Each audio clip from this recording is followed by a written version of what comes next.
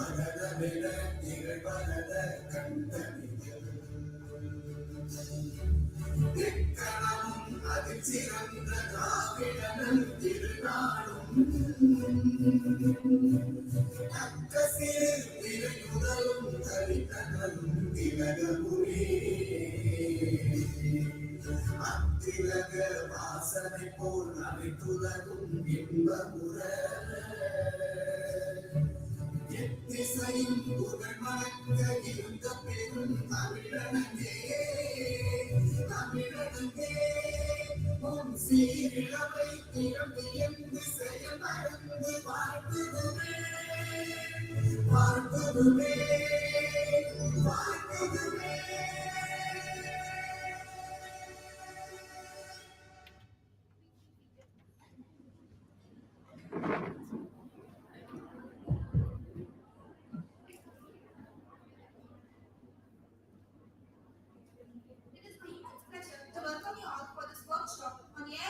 And safety, navigating bias, and building human-centered algorithms. Today, we gather to discuss one of the most crucial topics on the world of technology, ensuring that AI intelligence is both ethical and safe. Let us begin by welcoming our esteemed leaders who have been the guiding stars of our institution.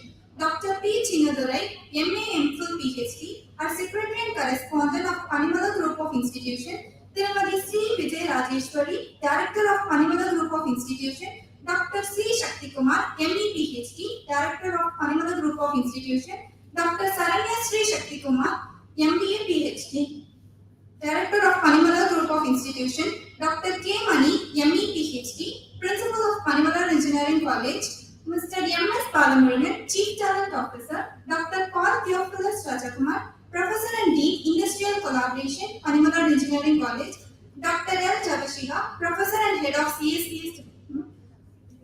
CEC Department, Dr. M. Hilda Mercy, Professor and Dean of IT Department, Dr. S. Malati, Professor and Dean of AIDS Department, Dr. B. Annie Princey, Professor and Head of AIML Department, Professor Kritika from CSDS Department. We are honored to have our distinguished chief guests who have made a remarkable contribution to the field of AI and technology. First, I would like to extend a warm welcome to our keynote speaker, Ms. Vidya Bhadraj, Director of Education of Events Info Justice, joining us all the way from Chicago, USA. Her work in AI ethics has been groundbreaking. We welcome you, ma'am. We are equally excited to welcome Ms. Kaila Guru, the CEO of Dixon Weiss and a renowned expert from Stanford University, USA, who will be joining us virtually. Her commitment to cybersecurity and AI safety is truly inspiring. As we gather today, we stand the intersection between technology and ethics, a place where decisions we make can shape the future of AI and impact of society. This workshop is designed to provide a comprehensive understanding of AI ethics and challenges of ensuring safety and fairness in AI systems. Our session will cover the crucial topics including the nature and implication bias of AI, frameworks of AI development, global trends of AI ethics. We are privileged to have our distinguished speaker, Ms. Kaila Guru and Ms. Vidya Bhadraj, who will share their insight and expertise. Now I invite Ms. M. Malati ma'am to participate as chief guest with show.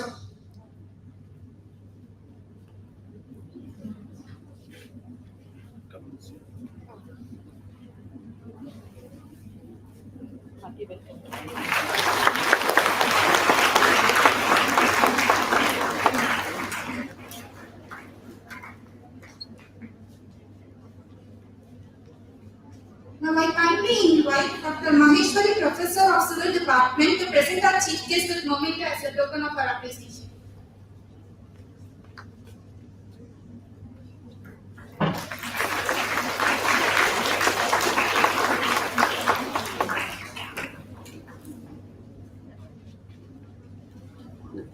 Thank you, ma'am. Now I request all our dignitaries to take their seat off stage.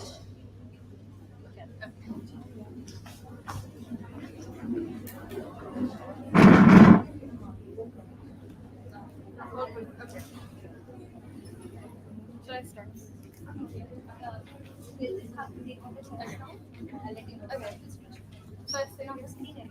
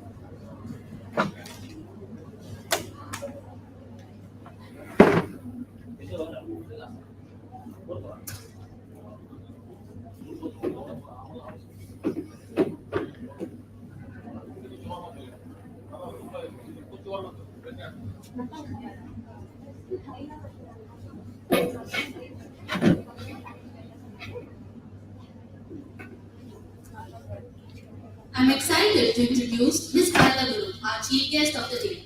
Kaila Guru is a dedicated student currently studying computer science and international relations at Stanford. As the founder and CEO of Bits and Bytes Cybersecurity Education, Kaila is committed to raising awareness and educating communities about cybersecurity. She also co-founded GirlCon Chicago, a premier tech conference that brings together over 700 industry professionals and students to tackle the gender gap in tech. A passionate speaker, Kaila has graced stages at TEDx Chicago, RSAC USA, and more, sharing her insights on topics like women's safety online, cybersecurity, and mobilizing Generation Z to solve critical issues in the digital world. Ms. Kaila, we are honored to have you here today. Ms. Kaila will now be joining with us virtually.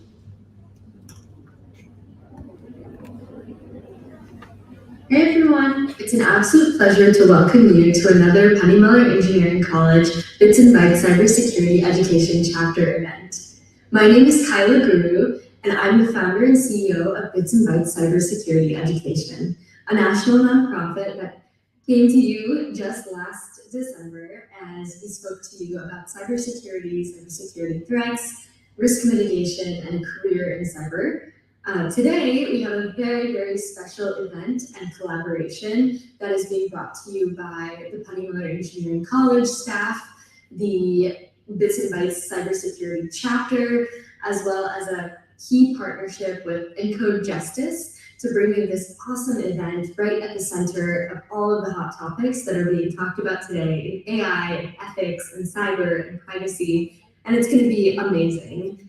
The speaker today is also personally one of my favorite human beings. Vidya joined our GirlCon conference organizing team back in 2018, right after our first GirlCon event in Chicago, and has been an absolute all-star ever since. We cannot wait to bring you to this event and partner with Encode Justice to talk about a topic that's so closely related to the other cybersecurity topics that we've been learning about so far. So thank you, Helga ma'am, Asmita, and the entire Penny Miller Engineering Chapter Organizing Core Committee, and the entire college staff for helping put this event together. I truly wish I could be there in person, but I know that you all are in amazing hands with Vidya and the entire team there with you. So I'll let Vid take it away.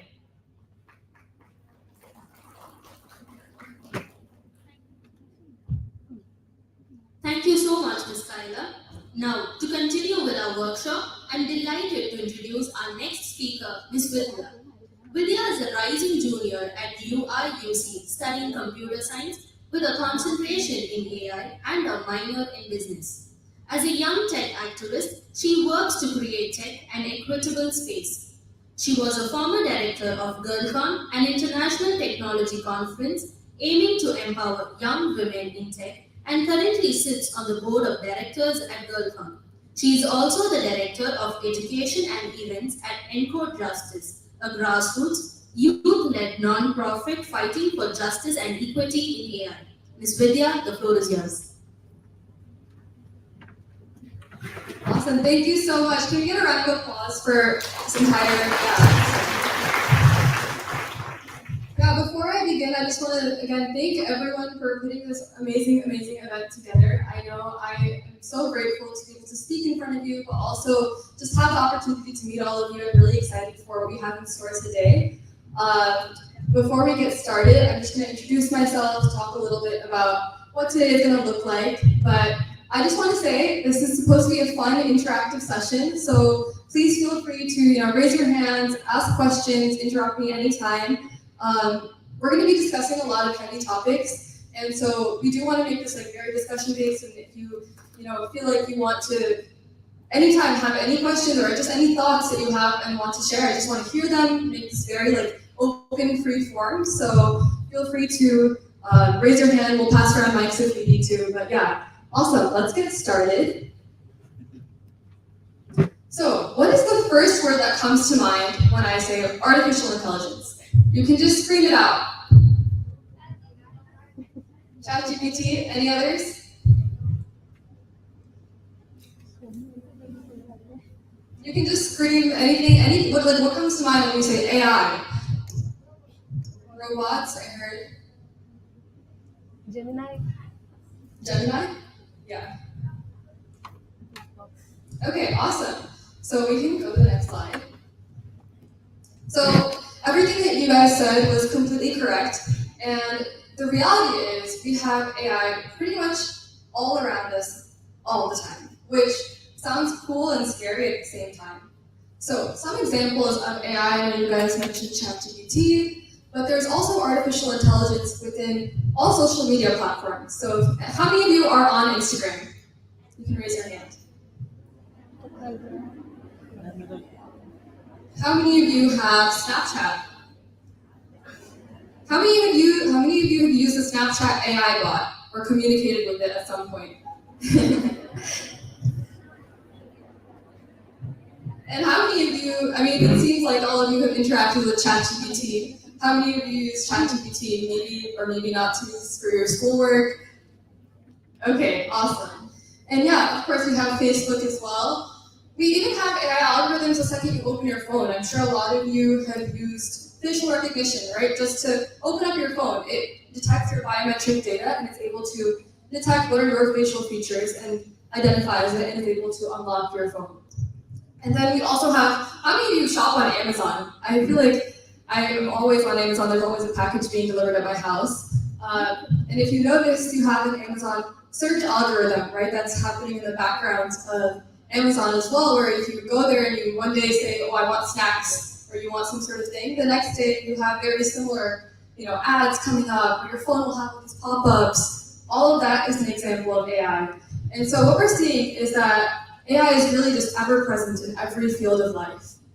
And so today, the main topic of today's session is really I know all of you are engineers, so I want to make sure that we discuss what is AI, what is this like buzzword that's just being thrown around, right? A lot of us say artificial intelligence, we use all these words, but as we know, we use it all the time and we interact with it every second of every day. So what does that mean? Can we break down this jargon and really dive deeper into some of the societal issues that AI is actually leading to? So today I really want to make sure I open your eyes and give you some awareness, but also make this a call to action and see what you can do as engineers that are entering industry. What does that mean? What kind of responsibility lays on you as the future generation of tech leaders? What can you do to make sure that we are being equitable in this space? So that is really the point of today. So if we can go to the next slide, I'm going to give you a little bit of an insight into what AI is.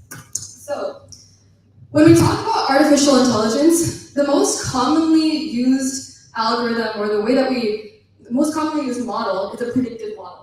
And so the word artificial intelligence, right? We're trying to artificially create a computer model that is trying to think like a human. On a day-to-day basis, we are making so many judgment calls, so many, choices that we make and predictions that we make as humans, right? And so with artificial intelligence, we're trying to artificially create a computer that's able to come up with a judgment or a prediction, right? So what it does is it doesn't know anything. Computers, I'm sure if any of you are computer science majors, you write code. The computer honestly has no idea what it's doing unless you code it and you tell it what to do, right? And so that's how AI algorithms also work. It cannot think on its own. Instead, you're inputting a large set of data, and from there, it trains itself, finds lots of patterns and predictions based off of the training data. And you're gonna hear me say the word data like a couple thousand times in today's session because it is probably the most important part of today's session. If you take anything away, it's the importance of data when it comes to any kind of AI model and how relevant that is in today's world. But essentially, we insert a lot of training data into an AI model. And this is where all the mathematics come in, right? A lot of that is very complex. This is a very high-level overview of what's happening. But essentially, this model is created using a lot of math, a lot of pattern analysis, data analytics, right? And then based off of the data, it's able to come up with a prediction. So I'm going to give you a small example of how this works. So let's say we want to predict the value of a house. So if I own a house and I say, okay, I want to put this on sale, but what would be the going rate for my house right now? You have a lot of factors that you would consider, right? You would maybe consider the number of bathrooms in your house, the number of, bedrooms, all of that. We can go to the next slide, actually. Yeah, so if you go to any kind of listing site for houses, apartments, anything, you'll notice that it always lists all the features of the house, right? These are all different factors that play into the final cost of a house and how much you buy the house for. And then there's also the market value, right? You have what is the going rate in today's market. And so all of this, a human can sort of predict, but there's a mathematical way to compute that number, right?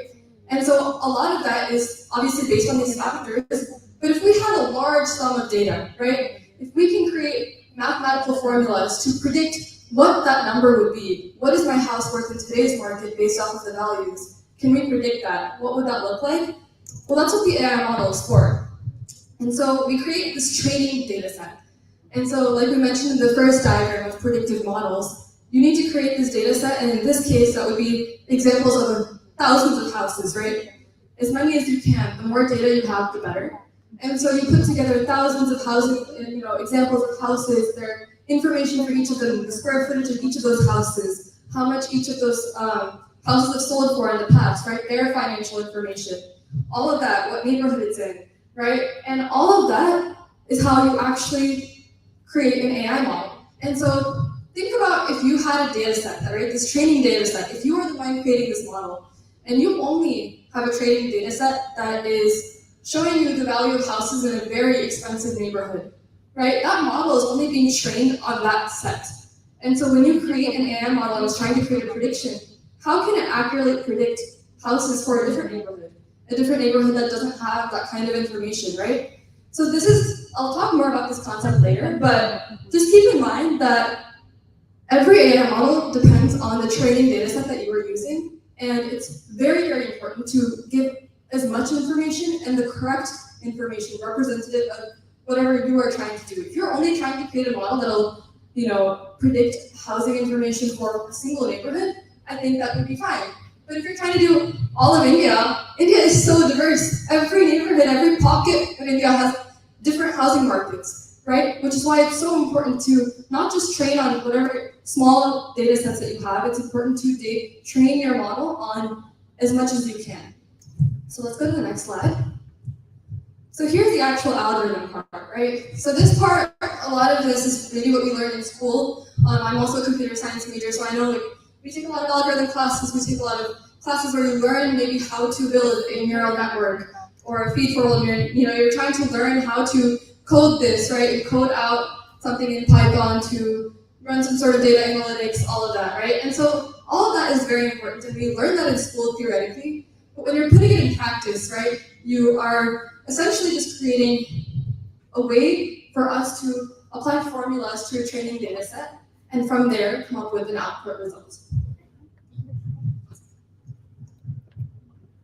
So, like I said, I'm going to be reiterating myself a little bit because I know I'm going to be talking for a while, yapping. If you zone out, that's okay. Just take away a few things from today. One is that data is the superpower behind all AI models. So I'm now going to talk about a concept that sounds silly, trash in, trash out, but it's actually pretty commonly used by most AI ethicists. And this concept sort of goes into what I was mentioning before, right? If we input a certain data set, our model is only going to output outputs that reflect the training data set. So if you inputted trash data, you're going to get trash results. So why does that matter, right? Why is that important? Well, as you know, I started this talk by discussing how AI is relevant and prevalent in every single facet of life. We use it at our fingertips all the time.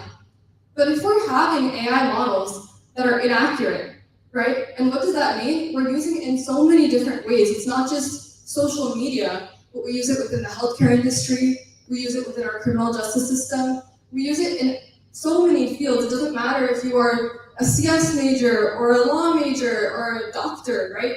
You are interacting with AI all the time.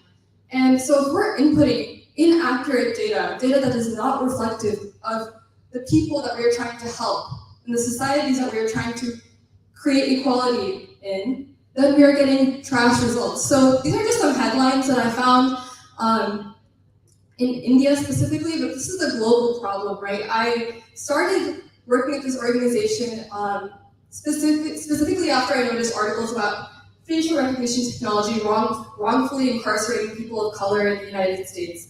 And so there's so many cases of wrongful arrests, wrongful targeting people, profiling people, right? And it's especially minority groups that are not represented in these training data sets. And so these headlines are of course scary to see, but we often consider technology as our future, right? Artificial intelligence is our future.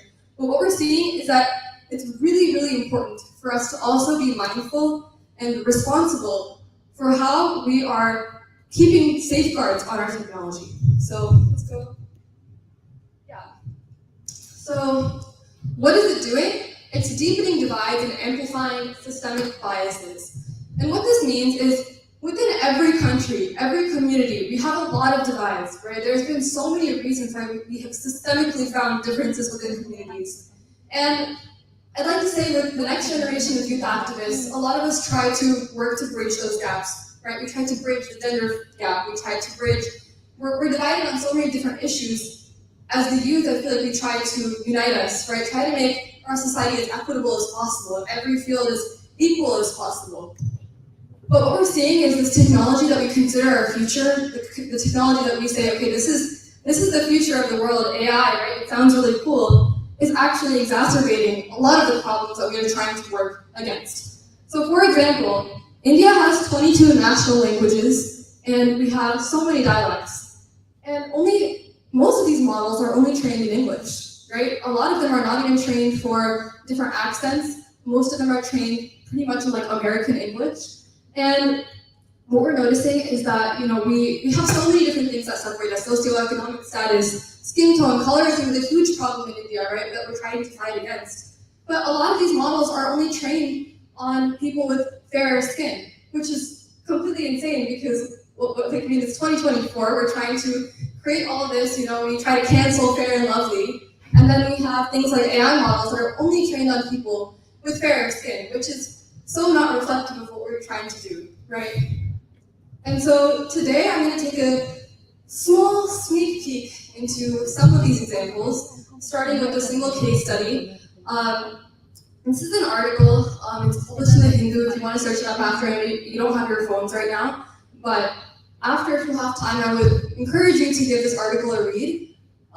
But today I'm going to break down some of the topics that were covered in this article and some of the examples that were given to give you like an insight into what I'm actually talking about. I've been yapping for a while now about we have all these biases, but what does that actually mean, right? What are some of the cases that we can look at? So if we can go to the next slide. Healthcare.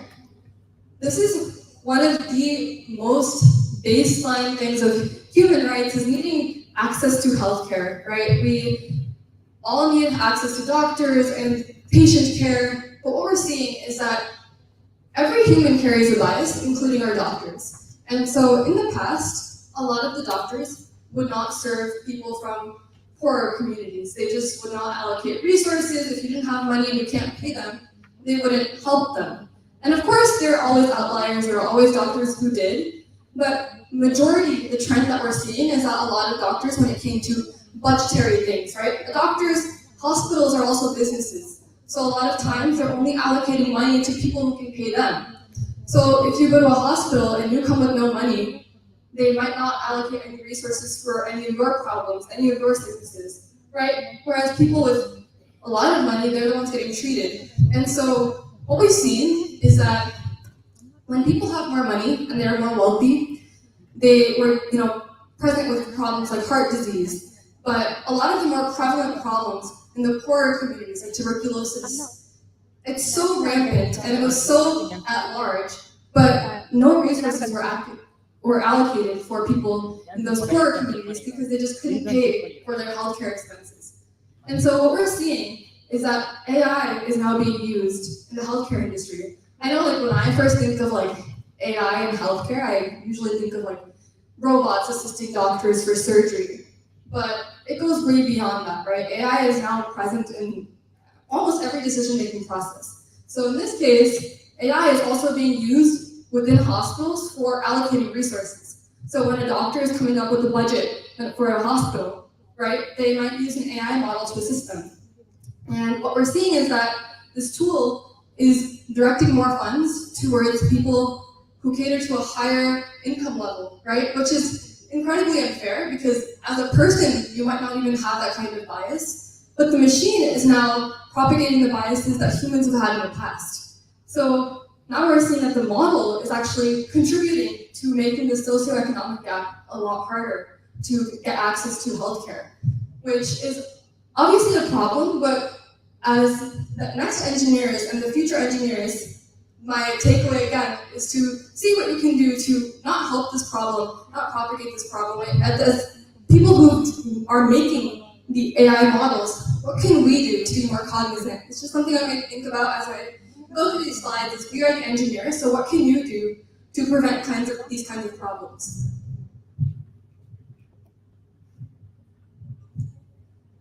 Another example is AI in loan approvals and hiring. So a lot of us try to get loans, right? And has anyone gone to the bank and tried to get a loan before, or gone with their parents? Does anyone know what the process is to get a loan? Can anyone raise their hand? You can just say it. Okay, that's okay. Or I don't know if anyone, okay. That's okay. But when you go to the bank, right, and you say, okay, I need a loan to buy a new house or a new car or whatever it is, right? They ask for a lot of information from you. And they're asking for your credit card statements, your financial history, your job situation, your income levels. They take a lot of your personal information, and that is how they know if you can pay them back, right? If you take a large sum of money from the bank, they want to have a surety that you can pay them back. But what happens is that, again, people are biased, and in the past we've seen that a lot of the people who were getting out these loans, they weren't just basing it off of these financial numbers that we see. It wasn't just a numerical decision. It's also a human-based decision, right? So a lot of the bank information that we have on how they decide to give someone a loan is not solely dependent on the financial information, but where that person is from, what that person's background is, racially, profiling, and gender, religion. There are so many bases on which people discriminate, right? And in the next generation, we hope that that kind of discrimination lowers, and we're trying to lower these gaps. But what we're seeing is that we're now using AI tools to now approve for loans. And so a lot of times, the way that we train these models is, okay, how did someone decide to give someone a loan in the past, right? We have, like I said, the housing data. We have thousands and thousands of lines of previous financial data for the houses. Same goes for loan approval. You have thousands and thousands of lines of data which explains why one person got a loan and why another person got rejected. And with this, we see the AI algorithm is now creating a pattern, creating predictions, and it's now noticing that, oh, for women in the past, they would just deny loans because you were simply a girl. And so that's what the AI model is now doing too. And it's scary to think that a machine can have that kind of discrimination, right? But ultimately, the model is just reflecting what the people have done in the past. And so even if a person is not acting that way, when you get a machine, right, you think of a calculator is giving you a value, it's similar where the AI model is saying yes or no to a person, and it's discriminating based on gender, which is kind of scary. And so I'm just going to go through a few more examples. I know I've been talking for a long time, but again, if you have any questions throughout this, just raise your hand. I want to answer, have a discussion, so please let me know. I'll open it up to the floor for any questions at the end for sure, but right now I'm going to go through one more example, which is ChatGPT. When I first asked all of you, you had all used ChatGPT at some point, right? You mess around with it, you play with it. All of us, though, I think all of you guys are third-year students, right? And so we have interacted with technology, but we've also interacted with AI only after we knew a little bit about the world, we had our value system sort of in place, and we kind of knew to question machines. But I have a younger brother. He is going to 7th grade, and a lot of times he interacts with things like ChatGPT and takes everything at face value, right? If it says, oh, yes to an answer or no, or it gives you a number, automatically he's like, yeah, this has to be correct, right? He doesn't know to question machines. He doesn't know that, oh, this website could be wrong. Because why would it be wrong? You ask a question and it gives you an answer. It gives you an answer very confidently too. And so how would you know that it's incorrect? But it's our responsibility to question these models. So for example, we asked ChatGPT to write a Python function to check if someone would be a good scientist based on a JSON description of their race and gender. And then the model basically said that if you are a white male, you'll be good, and if you're not good as a scientist. Which is like, I don't know, I feel like to me that's pretty scary, right? All of us are engineers here, we're studying some sort of, engineering, and to say that we wouldn't be good scientists just because we're not white males is pretty daunting to me. That's what the data reflects, right? It's fully based on a JSON description and like what the model is trained on. And this model that we are using all the time has huge inherent bias, right? And same thing, we have so many examples where when ChatGPT initially came out, it was so inaccurate, right? And OpenAI, as ethical as they try to be, we know that it's up to them to be responsible, up to them to put the safeguards in place. And if they are not being accurate with the responses that they're producing, being safe, trying to be as equitable as possible, then we're opening and unleashing this technology to everyone to use without ever checking, oh, are we being safe? Are we being equitable? And so a lot of the responsibility falls not just on the people using the technology or the government, but it also falls on people who are producing the technology. Okay, so the last topic is deepfakes. Who here knows what a deepfake is? Have you heard of the term deepfake? Okay, so I'm gonna quickly, actually you can go to the previous slide. I'm gonna quickly talk about what deepfakes are. So deepfakes are synthetically created AI images. So for example, if I wanted to create the face of Mark Zuckerberg without actually ever taking a photo of Mark Zuckerberg, I can do that using AI. And I can also make it sound like he's speaking. I can make him say things like, oh, I hate Facebook and Meta is the worst company ever, which is crazy. Those words would never come out of Mark Zuckerberg. But we have AI models that can now create videos and create images and create all kinds of information based off of a singular photo or a representation of them. We can manipulate them to say whatever we want, do whatever we want. And it sounds kind of cool, right? Or you can make animation videos and you can help for the movie industry. What we see is that a lot of times people are being exploited. And I know personally, I've heard about deepfakes or this creation of fake videos and images of people using technology, but I usually heard it in a celebrity context, right? I would hear politicians being targeted. I would hear about, huge movie stars, right? There's so much media of them already public that, people would create a lot of wrongful content about them because it was so easily accessible and you wouldn't know if it's true or not. But what's happening now is the technology is so easy. You can just download an app to create a deepfake. You don't even need to know computer science, right? You can just go on your phone and create a fake video of someone.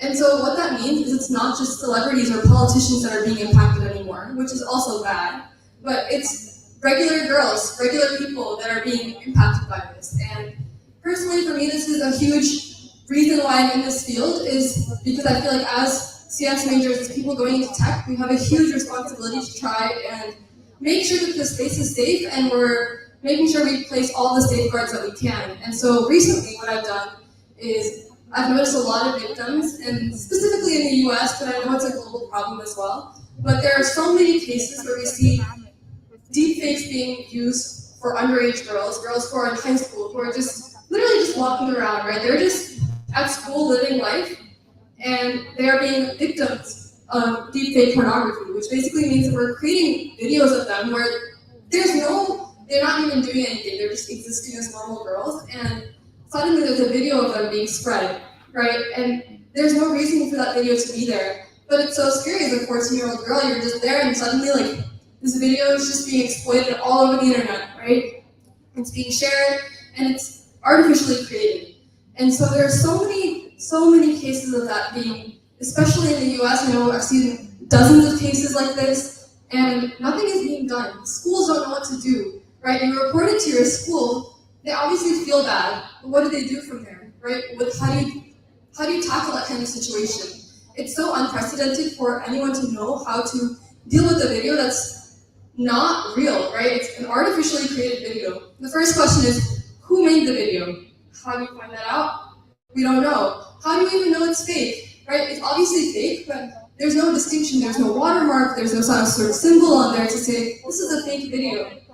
And then another thing is that, you say, okay, our school board is not doing anything, that's fine. What about the government, right? The government should do something. There should be some sort of law in place. There's zero laws in place to target any sort of people who have created this kind of information. There's literally no law in place that will get them in trouble right now.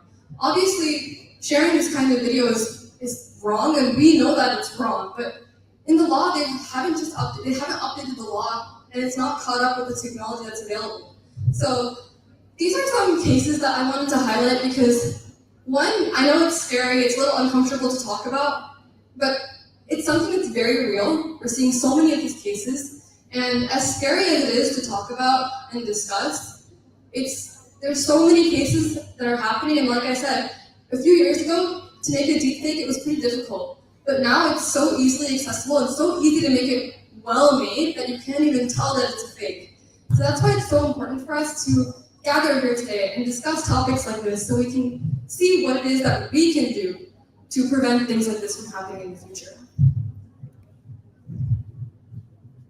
Okay, so we have a few calls to action because, like I said, today I wanted it to obviously be an awareness session where I talk to you about this issue. These are issues that I do a lot of research for, I do a lot of work for, but obviously I think there's a lot that at an individual level that all of us can do. And so one thing is strengthening our legal and regulatory frameworks, right?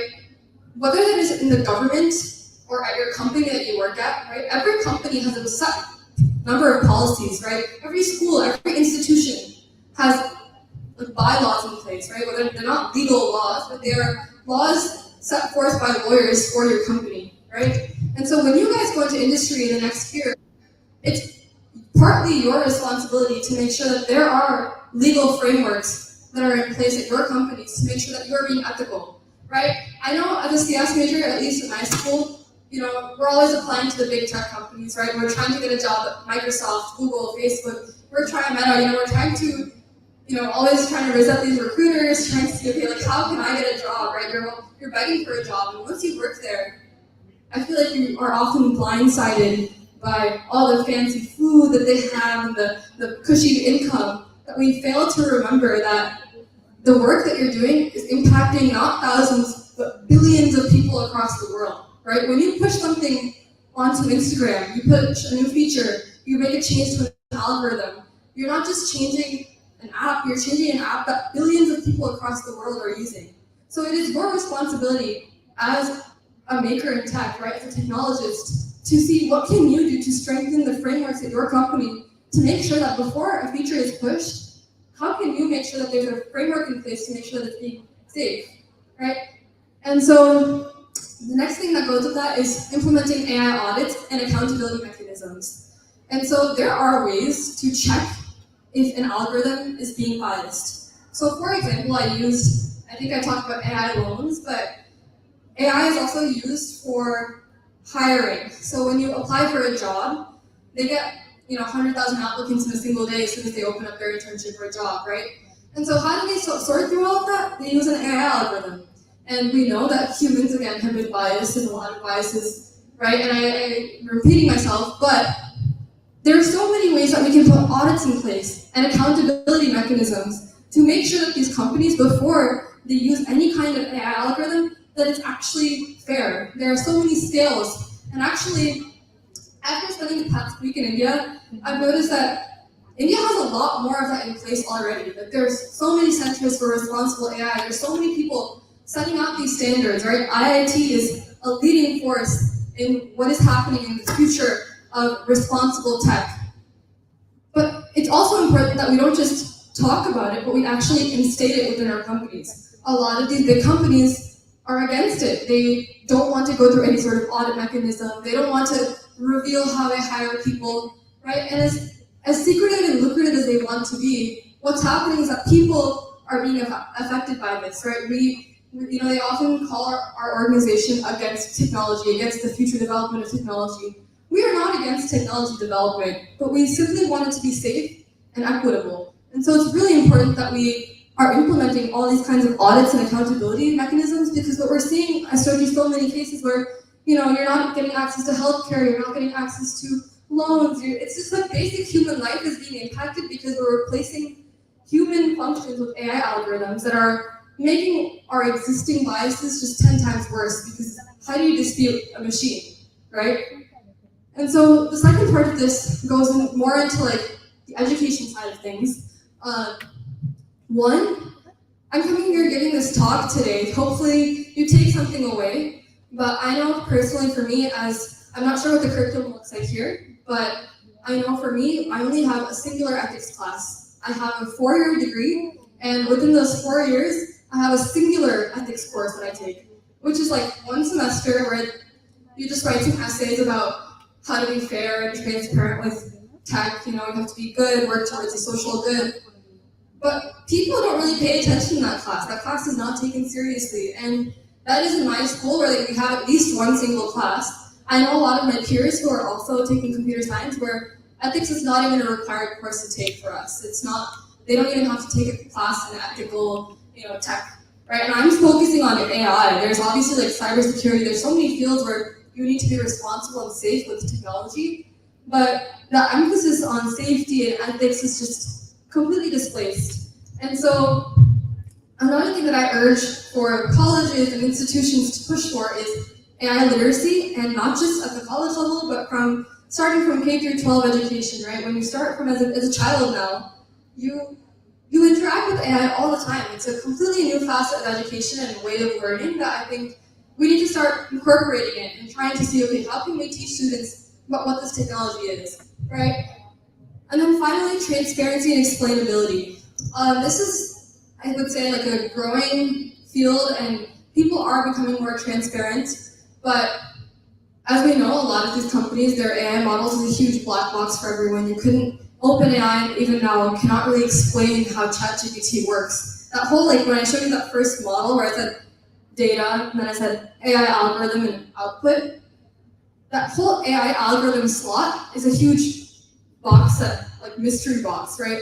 It's a bunch of numbers and equations, but no one really fully understands why a certain output is given, because you have all this data and suddenly you're getting an inaccurate result, right? And so making sure that we're being completely transparent and explainable, and its explainability of the model is so important in making sure that we can conduct these audits, to see, okay, are we doing our best to make sure that the data is representative of everyone? And my final call to action is to amplify diverse voices within technology, which starts with all of you, right? We see that in tech, there is such a huge gap within who is represented, right? First, starting with gender, I know there's still a huge pay equity gap in the numbers of how many women are in tech. And what we're noticing is that if we are not represented, if our voices are not heard within technology, if we are not the content creators and the people who are making this technology, our voices get lost. And when they do, there's no way for us to be seen within the technology that we're putting out there, right? We're talking about how AI is, being misrepresented and not helping, women get loans. Well, if a woman was behind the scenes trying to help with this AI model, I'm sure she would want to make sure that she could get a loan for herself, right? So same concept, if we are able to be there in the background and be there to help create this technology, we can bring the future to become more equitable in the way that we create tech. And so that sort of transitions me towards the end of my presentation today, which is talking about GirlCon. I know we talked about it initially when we first introed me and Kyla, but a little bit about GirlCon. It's an international technology conference, which Kyla started when I think I wasn't even in high school yet. So she began this conference and I attended, and a little bit about it is it's started off as a single-day conference that is really there for young girls to go and see what it means to be in tech. And like I said, it's so important that we encourage people of all sorts from all different kinds of backgrounds, right? And the whole point of this conference is to make sure that everyone is represented.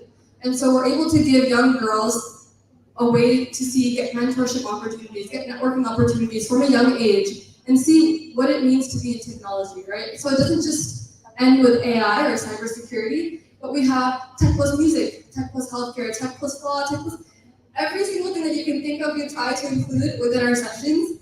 And so I joined, I was super, super inspired. And so since then, I worked on the team with Kyla and helped plan the conference. And so we are hoping to have GirlCon India here in December. And so we are going to do some planning, but I would love all of you to attend if you can. We'll put out registration links, but just keep an eye out for it. If you ever hear the word GirlCon, make sure you come out to the event. But hopefully we will give you a little bit more about the logistics later, but it will be an event where we can bring a lot of companies. We usually bring in Google, IBM are huge sponsors and speakers at our events. So we are trying to do the same thing here. We bring a bunch of industry professionals come in, talking about what tech is, what it means to be a woman in tech, what that means for our future prospects, what that means in education and higher education and above, career development, resume review sessions. So all sorts of career development and career goals. This is sort of a networking space, but also a learning opportunity for you to just learn about different fields in technology.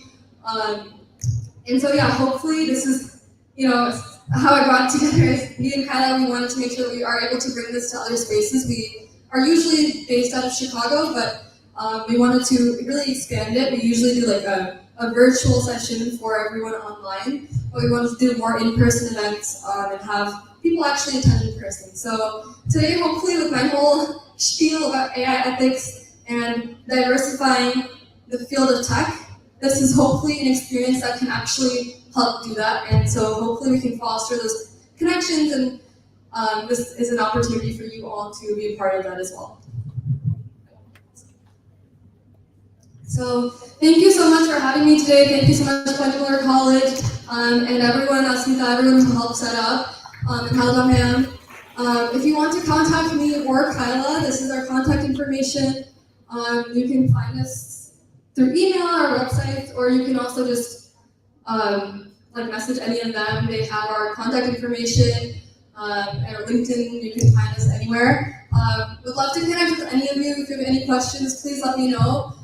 We do a lot of, ENCODE Justice specifically does a lot of policy work. I know Bits and Bytes has a huge presence here already with cybersecurity. So if you're interested in more of the policy side of things, the ethics side of AI, please reach out to me. ENCODE Justice is a pretty large global organization. We have an India chapter already and people present in Chennai. So if you want to join, just let me know, shoot me an email, and we'll find a place for you to be part of the magic. But yeah, thank you so much, and I hope you enjoyed. Thank you.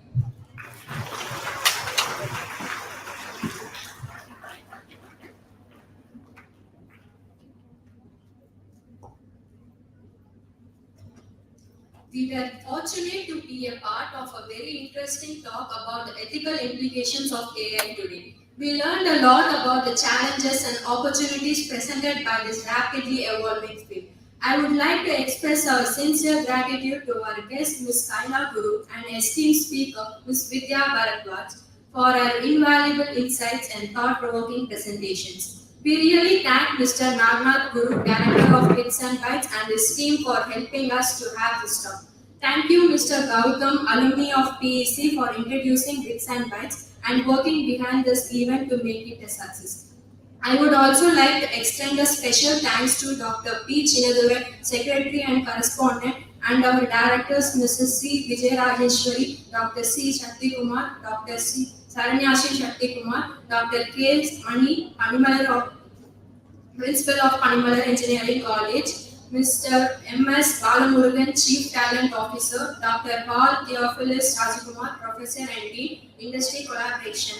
Thank you, Dr. L. Javashila, Head of CSE Department, Dr. M. Hilda Mercy, Head of Information Technology, Dr. S. Malati, Head of AI and DS, Dr. B. Annie Princey, Head of AI/ML, Dr. D. Anuradha, Head of CSBS Department, and all faculty coordinators for their dedication and hard work in organizing this workshop. Thank you to all student coordinators who helped to plan this workshop. Also, thank you for technical and non-technical team who have worked behind this event. Lastly, we thank all of you for joining us today. Your presence made this event a grand success. Let us carry forward the knowledge gained today to create a more secure digital future together. Thank you once again to everyone involved. Now, let us stand for national anthem.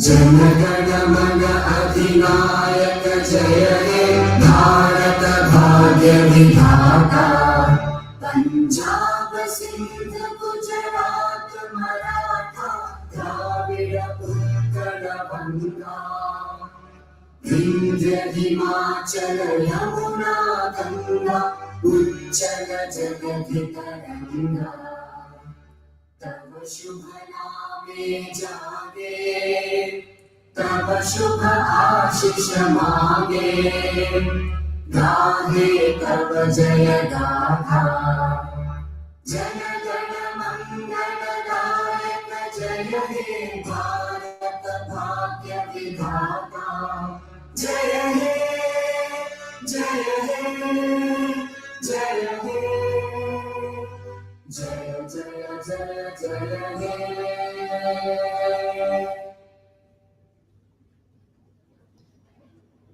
Students who have lunch break now can go to your mess. Others can move to your respective classes. Don't move yet, don't move yet. We want to take a few videos, so if you guys can just stay in your seats for like 2 minutes. We're going to take like a small video before you leave, if we can. If it's okay, if you're okay with being in the video. Okay. Do you guys want to come here? Come on stage then.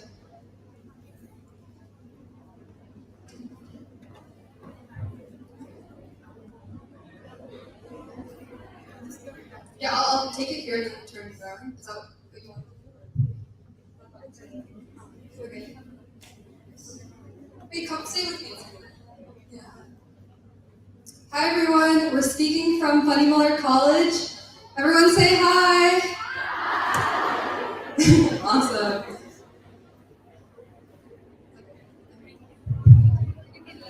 Okay, awesome. Thank you, everyone. I hope you enjoyed. I was super nervous to speak in front of all of you, so hopefully you took something away from the session. If you have any questions, again, please email me or Kyla.